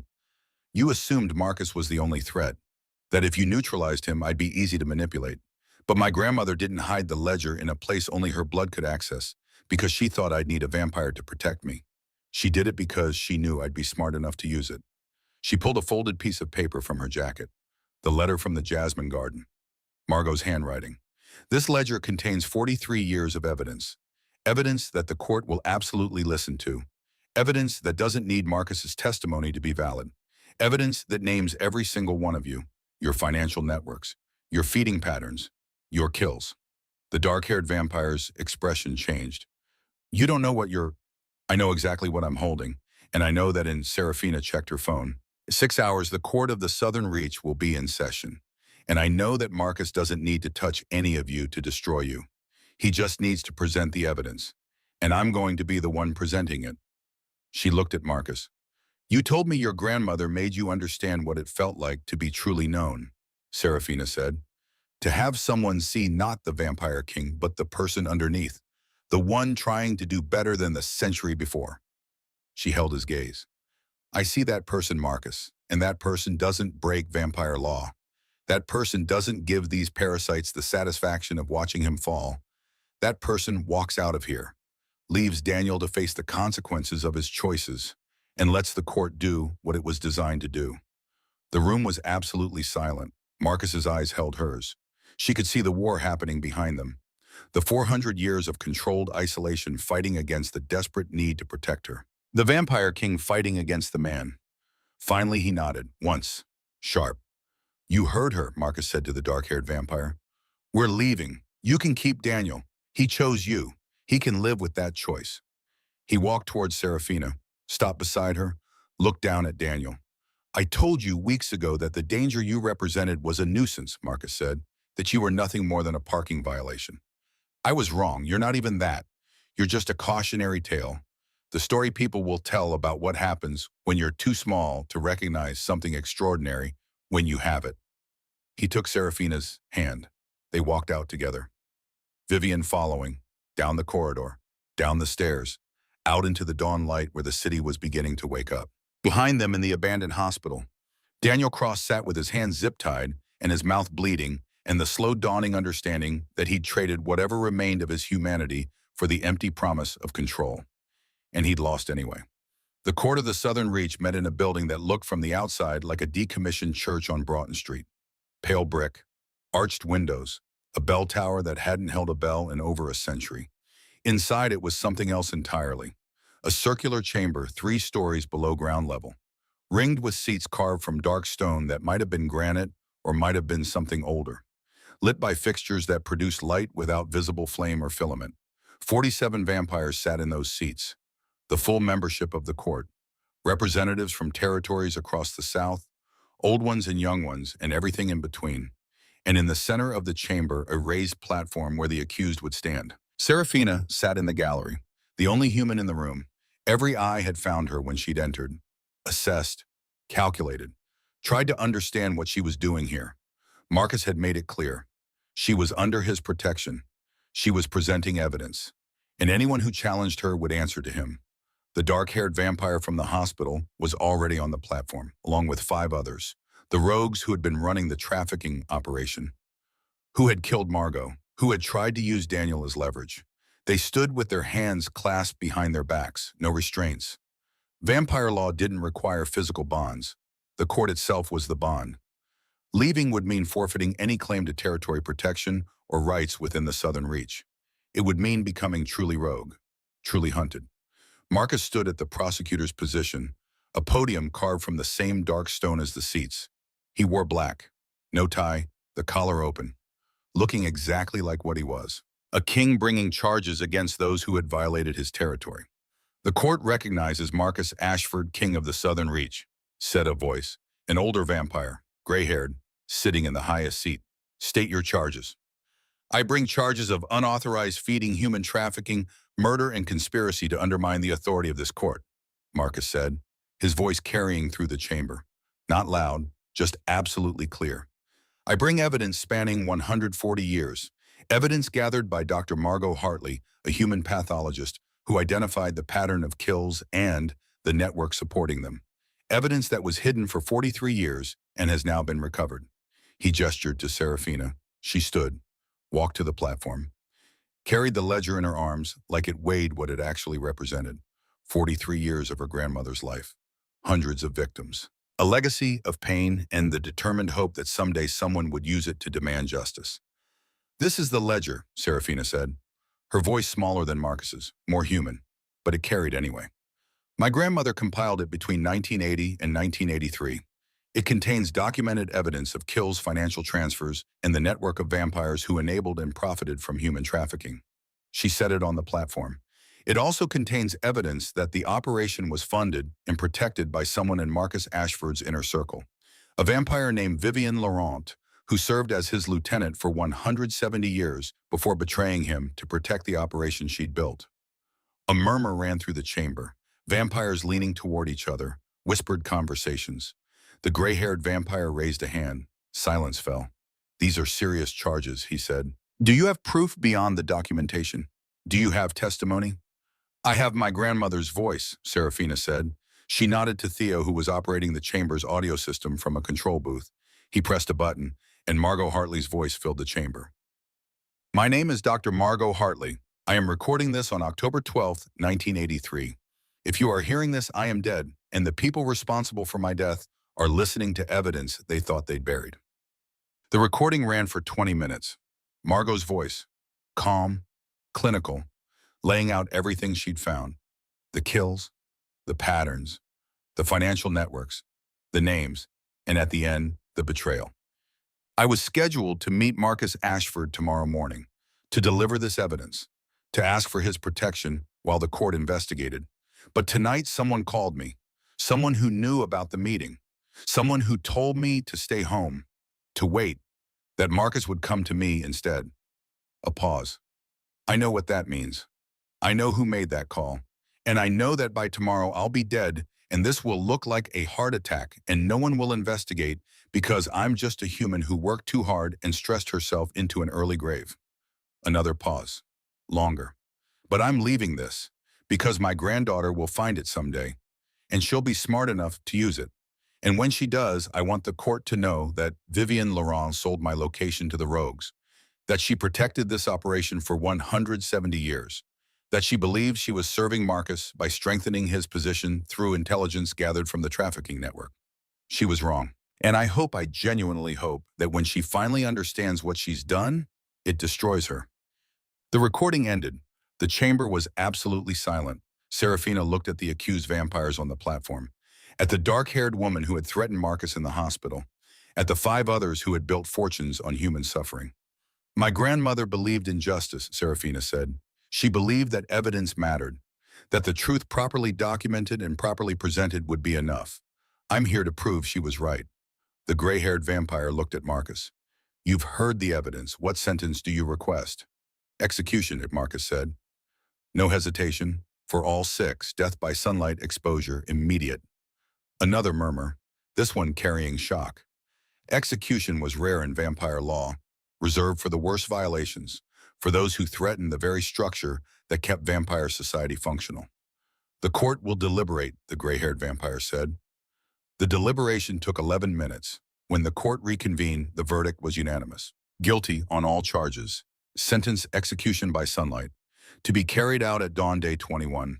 The 6 vampires were removed from the chamber. Silent. No protests. No begging. They'd known the risk when they'd built their operation. Known that someday the evidence might surface. They'd just gambled that it wouldn't happen in their lifetimes. They'd lost. As the chamber began to empty, the gray-haired vampire approached Marcus and Serafina. There's still the matter of Vivian Laurent, he said. She's dead, but the court needs to acknowledge her crimes to make it official. I understand, Marcus said. And there's the matter of the current Vivian, the one who carries the name. Marcus looked across the chamber to where Vivian stood. She'd been present for the entire session, listening to the recording, hearing the evidence, learning exactly what the name she'd claimed actually meant. That's her decision, Marcus said. She can renounce the name, choose something new, or she can carry it and work to redeem it. Either way, it's her choice. Vivian crossed the chamber, stopped in front of Marcus and Serafina. I didn't know, she said, her voice steady. I chose that name because I was told Vivienne Laurent was your most loyal servant, that she'd given everything for you. I wanted to honor that legacy. She paused. Now I know the truth, and I can't carry this name. Not after what she did, not after hearing Dr. Hartley's voice. She looked at Serafina. Your grandmother deserved better. You deserve better. What will you call yourself? Marcus asked. I don't know yet, but something that's mine. Something that doesn't carry anyone else's sins. She turned to leave, stopped, looked back. For what it's worth, I would have made the same choice Margot did. Evidence, documentation, justice through the proper channels. That's how you build something that lasts. Then she was gone. And Serafina stood in a vampire court 3 stories below Savannah with a ledger in her arms and the certain knowledge that her grandmother's voice had just destroyed a century-old trafficking operation and rewritten vampire law in the American South. The Chatham County Courthouse looked exactly like what it was. A government building, brick and glass, American flags, security checkpoints. The grinding machinery of human justice operating exactly the way it had been operating for centuries. Serafina sat at the respondent's table, her attorney beside her, a legal aid lawyer named Jessica, who was competent and underpaid and obviously outgunned by Daniel's attorney. Daniel's attorney was a man named Richard Sterling. Expensive suit, practiced smile, the kind of lawyer who charged $400 an hour and earned every cent through creative interpretation of the truth. Daniel sat beside him, looking better than he had in the hospital. The split lip healed. Dressed in his best suit, playing the role of wronged husband with the same dedication he'd brought to playing loving husband for 6 years. The hearing was supposed to be a formality. Daniel's motion didn't have strong legal standing, but formality had a way of becoming weaponized in courtrooms when one side had money and the other didn't. Judge Patricia Morrison entered. Everyone stood. She took her seat. The hearing began. Richard Sterling opened with practiced confidence, painting a picture of a woman who had been emotionally compromised during the divorce proceedings, who had made decisions under the influence of unnamed outside parties, who had hidden assets and misrepresented her mental state. It was lies. All of it. But they sounded good, professional, reasonable. Jessica did her best. She submitted documentation, photographs, messages, financial records showing Daniel's controlling behavior during the marriage. But Judge Morrison was looking at Daniel clean-cut and calm, and then looking at Serafina wearing a dress from a thrift store and working a job that barely paid rent, and the scales were starting to tilt in the familiar direction. Then the door at the back of the courtroom opened. Every head turned. Marcus Ashford had walked in. He wore black, a suit that probably cost more than Richard Sterling's retainer. He moved with that soundless grace, that particular quality of occupying space in a way that made everyone else feel like they were taking up too much of it. Behind him, a woman, blonde, mid-40s, carrying a leather portfolio, moving with the assurance of someone who had won cases in rooms far more intimidating than this. They took seats in the gallery, Marcus directly behind Serafina, close enough that she could feel the temperature drop 2 degrees, close enough that every person in the courtroom could see exactly where his attention was focused. Judge Morrison paused mid-sentence. Richard Sterling stopped writing. Jessica looked over her shoulder at Serafina with an expression of pure bewilderment. Daniel's face did something complicated.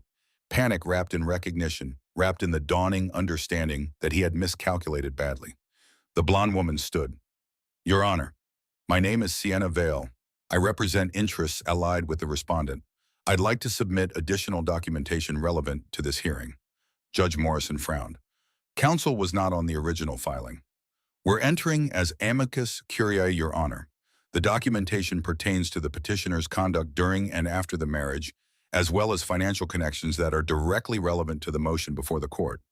Before Richard Sterling could object, Sienna opened her portfolio, presented a stack of documents, phone records, financial transfers, surveillance photographs showing Daniel meeting with individuals connected to organizations under federal investigation, private investigator reports, turned inside out, showing that Daniel had paid for illegal entry into Serafina's apartment, illegal surveillance of her workplace, illegal harassment that violated the existing restraining order in 14 documented instances.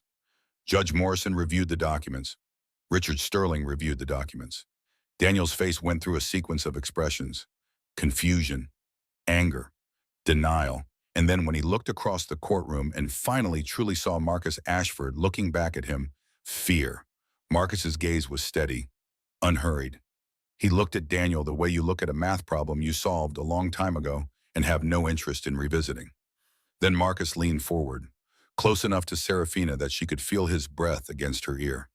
Cool, measured. He spoke. Not loud, just loud enough for Daniel to hear across the 20 feet of courtroom space between them. Let him watch what he lost. The words weren't meant for the room.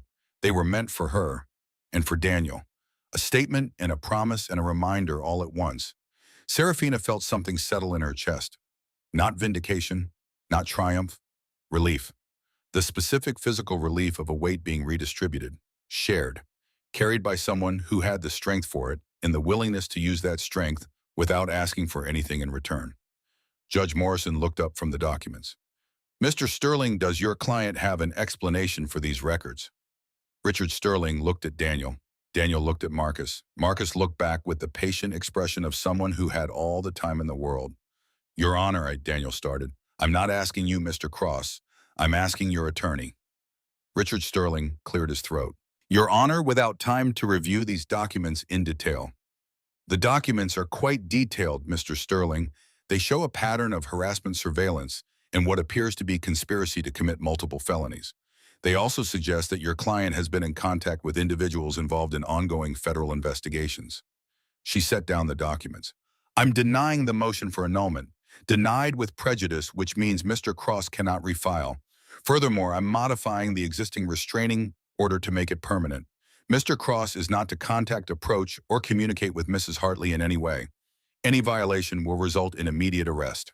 She looked at Daniel. I'm also recommending that the district attorney's office review these surveillance records. What you've done, Mr. Cross, goes far beyond a contentious divorce. It enters the territory of stalking and criminal harassment. You should consider yourself fortunate that Ms. Hartley hasn't pressed charges yet. She brought down the gavel. We're adjourned. Daniel sat frozen.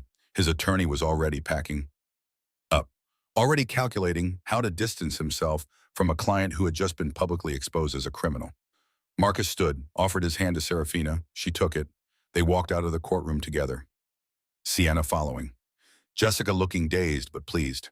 And behind them, Daniel Cross sat at the petitioner's table with the ruins of his motion and the dawning understanding that he'd lost everything. Not just Serafina, his reputation, his standing in Savannah society, his freedom potentially if the district attorney decided to prosecute, all of it gone, because he'd been too small to recognize what he had when he had it. Outside the courthouse, reporters waited. Not many. This was a divorce hearing, not a murder trial. But enough. Local news. A few freelancers who smelled a story about surveillance and federal investigations. They swarmed when Serafina and Marcus emerged. Ms. Hartley, can you comment on the judge's decision? Ms. Hartley, are you pressing charges against your ex-husband? Ms. Hartley, who is your companion? Marcus's hand tightened on hers. A question. Do you want to do this? Serafina stopped, faced the cameras. My ex-husband spent 6 years convincing me I had no value, she said, her voice steady, clear. He told me and everyone who knew us that I was worthless, that I served no purpose. She paused. Today a judge ruled that he was the one in violation, not me. Today the court recognized what he never could, that his accusations were these, that the only thing broken in our marriage was his judgment. Another pause. I'm not here to gloat. I'm here to tell every woman watching this who's been told she's not enough by a husband, a boyfriend, a family member, anyone, that you are not what they say you are. You are what you choose to be. And you have more power than they want you to know. She looked directly at the camera. Daniel Cross tried to erase me. Instead, he lost himself. That's what happens when you mistake control for love, when you confuse possession with partnership. You end up alone, and you deserve it. Marcus's hand in hers, steady, cool, anchoring. Are you and Mr. Ashford in a relationship? One reporter asked.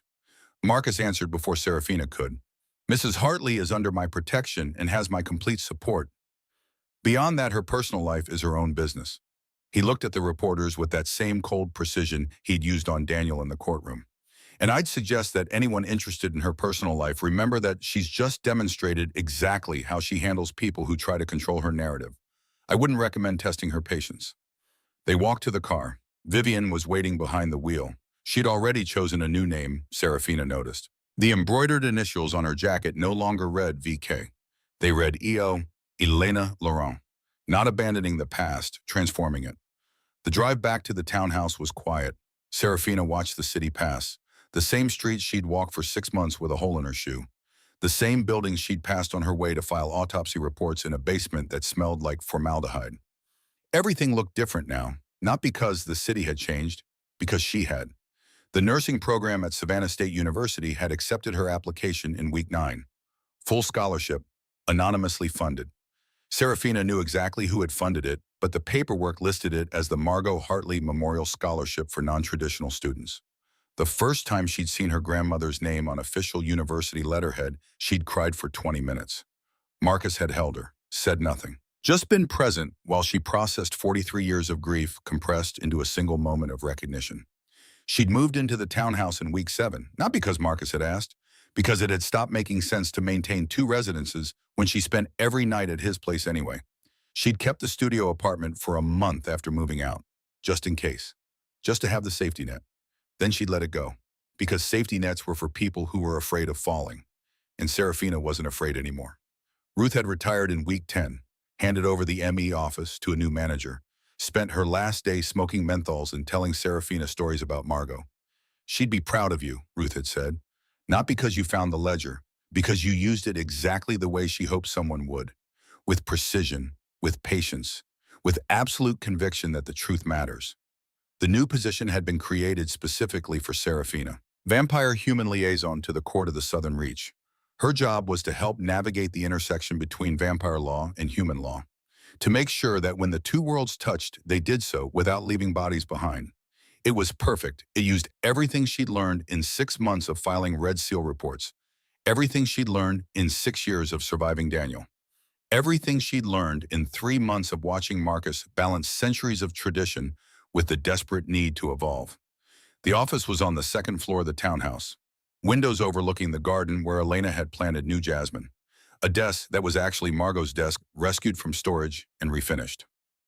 The classroom was on the 3rd floor of the health sciences building, 25 students, most of them 10 years younger than Serafina, a few older, all of them there because they wanted to help people, and nursing was how they'd chosen to do it. Professor Chen was lecturing on triage protocols when the door opened.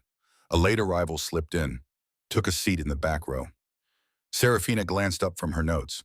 Marcus sat in the back of her nursing classroom, looking completely out of place in his charcoal suit and completely unbothered by the fact that he was the only non-student in the room. Professor Chen paused. "Can I help you?" "Just auditing," Marcus said. "Don't mind me." Professor Chen looked like she wanted to mind very much, but something about Marcus's tone suggested that arguing would be futile. She went back to her lecture. Serafina tried to focus on triage protocols, on the difference between immediate, delayed, and expectant categories, on how to make impossible decisions in impossible situations. But she was aware of Marcus in the back row, aware of the way every other student kept glancing at him, aware of the fact that a 400-year-old vampire king was sitting through an undergraduate nursing lecture just to be near her. After class, she found him waiting in the hallway. "You can't just show up to my classes," she said. "Why not?" "Because it's weird. Because you make everyone uncomfortable. Because Professor Chen looked like she was going to call security. Professor Chen looked like she was trying to figure out where she knew me from. I donated the funds for this building in 1997. Different name, obviously, but she's been here long enough to remember." He smiled, small, real. "Besides, I wanted to see you in your element. Wanted to watch you do the thing Daniel tried to take away from you." Serafina's chest did something complicated. "I have another class in 20 minutes. I'll walk you." They walked through campus, fall turning to winter, students bundling up against the cold. Serafina in jeans and a sweater that Marcus had bought her after she'd complained that all her clothes were either work-appropriate or thrift store formal. "I saw Daniel yesterday," Marcus said. Serafina stopped walking. Where? He's working at a car dealership. Sales. Entry level. Apparently his legal troubles made him unemployable in his previous field. Good. He looked smaller, diminished, like someone had let the air out of him. I don't want to hear about Daniel. I know, but I thought you should know that he's not a threat anymore, that he's not coming back, that you can stop looking over your shoulder. Serafina started walking again. I stopped looking over my shoulder the day you sat behind me in that courtroom. They reached the next building. Marcus stopped at the entrance. I have a court session tonight. Southern Reach business. Should be done by midnight. I'll be at home, working on my anatomy homework. Home, not the townhouse, not Marcus's place. Home. Elena made lasagna, Marcus said. She's still trying out the name. It might stick. It suits her better than Vivian ever did. Serafina laughed. Real, full, the kind of laugh she'd forgotten she was capable of. I'll see you tonight, she said. Marcus kissed her, quick, chaste, appropriate for a college campus. Then he was gone, disappearing around the corner with that soundless grace. Serafina went to her anatomy class, sat in the middle row, opened her textbook, and realized that for the first time in her entire adult life, she was exactly where she wanted to be, doing exactly what she wanted to do, with exactly who she wanted beside her. Later that afternoon, Serafina sat at Margot's desk reviewing a case file when her phone rang. Ruth's number. I thought you retired, Serafina said. I did, but they called me in for a consult. New Red Seal case. And honey, you need to see this. What is it? It's international. The markers are the same as what Margot was tracking. But the origin code suggests this goes way beyond the Southern Reach. This goes global. Serafina set down her pen. I'll be there in 20 minutes. She hung up, looked around the office, at Margot's desk, at the jasmine visible through the window, at the life she'd built from $9 and a hole in her shoe. Then she stood, grabbed her jacket, because the work wasn't done. The ledger had dismantled one operation, but Margot had suspected there were more, bigger networks, deeper rot, and Serafina was her grandmother's blood, which meant finishing what Margot started wasn't just a choice. It was a legacy. 6 months after Daniel Cross decided she was worthless, Serafina Hartley stood in front of a lecture hall, not as a student, as a guest speaker. The course was called Vampire Human Relations, an elective, new to the university curriculum, funded by an anonymous donor who everyone suspected was Marcus Ashford, but no one could prove. 20 students filled the seats, watching her, waiting. Serafina looked at them, at their young faces, at their notebooks open and ready, at their complete lack of understanding about what the world actually contained. My name is Serafina Hartley, she said. 6 months ago, my ex-husband publicly stated I had no value. Today, I'm going to tell you about the 400-year-old vampire king who proved him wrong, and about my grandmother who spent 3 years building a case against monsters because she believed the truth was worth dying for, and about what I learned when I found her research and used it to dismantle a human trafficking operation that had been running for over a century. She paused. But first, I'm going to tell you the most important lesson I've learned in the last 6 months, the one that matters more than anything else. The students leaned forward. You are not what other people say you are. You are not their labels. You are not their limitations. You are not their failure of imagination. You are exactly what you choose to be. And if someone tries to tell you otherwise, you gather evidence, you build a case, and you prove them wrong so thoroughly that they spend the rest of their lives wondering how they were ever stupid enough to underestimate you. In the back row, Marcus Ashford sat with a slight smile on his face, watching the woman he'd failed to protect 43 years ago get her justice through her granddaughter. Watching the woman he'd waited 400 years to find finally understand her own power. Watching Serafina Hartley transform from victim to survivor, to victor, to teacher. And knowing that the story wasn't over. It was only beginning. Outside the lecture hall, Ruth stood in the corridor with a Red Seal file in her hands, waiting, because the world had more monsters than anyone wanted to admit, but it also had Serafina Hartley, and that Ruth thought was exactly the kind of balance Margot had been hoping for, the kind of balance that didn't just preserve evidence, it created change.